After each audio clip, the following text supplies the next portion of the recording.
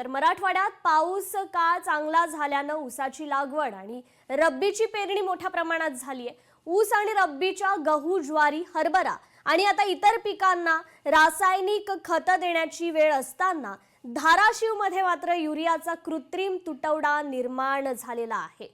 तर शासनाच्या ई-पॉस प्रणालीवर युरियाचा साठा उपलब्ध आहे, मात्र प्रत्यक्षात खताचे होलसेल आणि रिटेलर विक्रेत्याकडून युरिया मिळत नसल्याच्या तक्रारी आता शेतकऱ्यांमधून येत आहेत।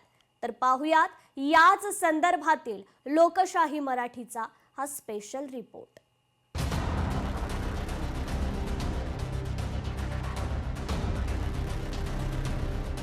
धाराशिव जिल्ह्यात युरियाचा तुटवडा। ई-पॉस प्रणालीवर युरियाचा साठा उपलब्ध, मात्र खतांच्या दुकानात युरिया शिल्लकच नाही। युरिया खत मिळत नसल्यानं शेतकरी अडचणीत। धाराशिव जिल्ह्यातील मेडसिंगा गावचे शेतकरी दत्ता रणदिवे यांना ऊसाच्या खोडव्याच्या वाढीसाठी युरिया खताची आवश्यकता असल्यानं त्यांनी धाराशिवमधील खत विक्रेत्या दुकानात हेलपाटे मारले, मात्र खताची एकही गोण त्यांना मिळाली नाही। आपल्याकडे खत उपलब्ध नसल्याचं खत दुकानदार सांगत असल्यानं आपल्या ऊसाला युरिया कुठून द्यायचा असा प्रश्न या शेतकऱ्यांसमोर उभा राहिलाय।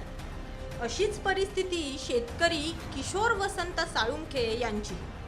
शेतात लावलेल्या झेंडूच्या झाडांना युरियाचा डोस देण्यासाठी दुकानदाराकडून युरिया मिळाला नाही। परिणामी झेंडूची फुलशेती कशी फुलवायची हाच प्रश्न आता साळुंखेंना पडलाय।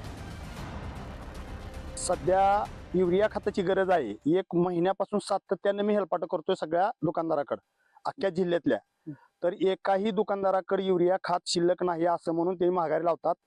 एक महिना झाले माझा ऊस कारखान्याला जाऊन, त्याला अजून युरिया मिळालेला नाही। ऊसाची काय वाढ होण्यात आली आहे, आर्थिक नुकसान होते आहे। युरिया खत जर नाही मिळाला तर माझे आर्थिक नुकसान होते आहे। आज 15 दिवसापासून युरियासाठी धाराशिवला दुकानदाराकडे चक्रा मारतोय, पण एकही दुकानदार म्हणत नाही की आमच्याकडे आहे युरिया घेऊन जावा, युरिया शिल्लक नाही।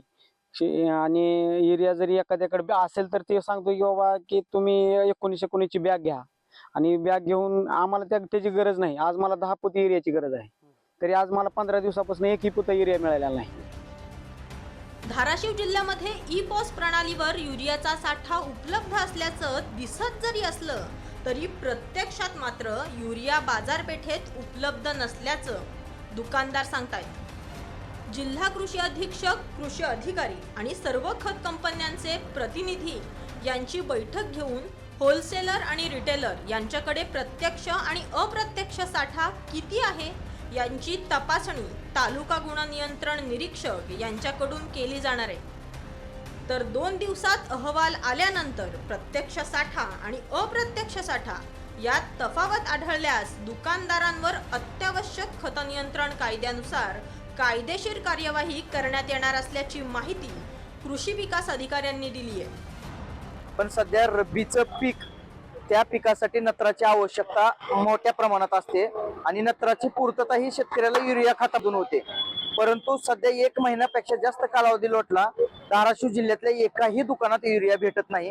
शेजारील जिल्ह्यामध्ये भेटतो पण धाराशिव जिल्ह्यात भेटत नाही।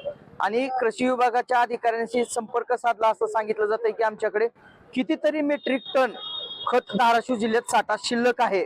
मग तो नेमकं कुठं आहे, त्याचा काळा बाजार झाला का?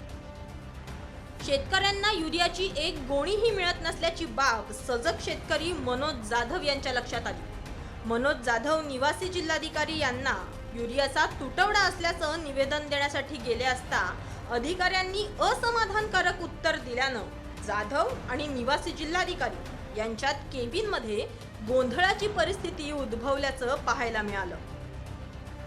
आता सध्या आपण बघितलं तर धाराशिव जिल्ह्यामध्ये 7883 मेट्रिक टन एवढा युरियाचा साठा उपलब्ध आहे। जे काही सर्व रिटेलर आहेत किंवा होलसेलर आहेत त्यांच्याकडे जो प्रत्यक्ष साठा आणि ई-पॉसचा साठा असं तपासणी तालुका गुण नियंत्रण निरीक्षक यांना करण्याची सूचना दिलेल्या आहेत आणि 2 दिवसात तो अहवाल येईल।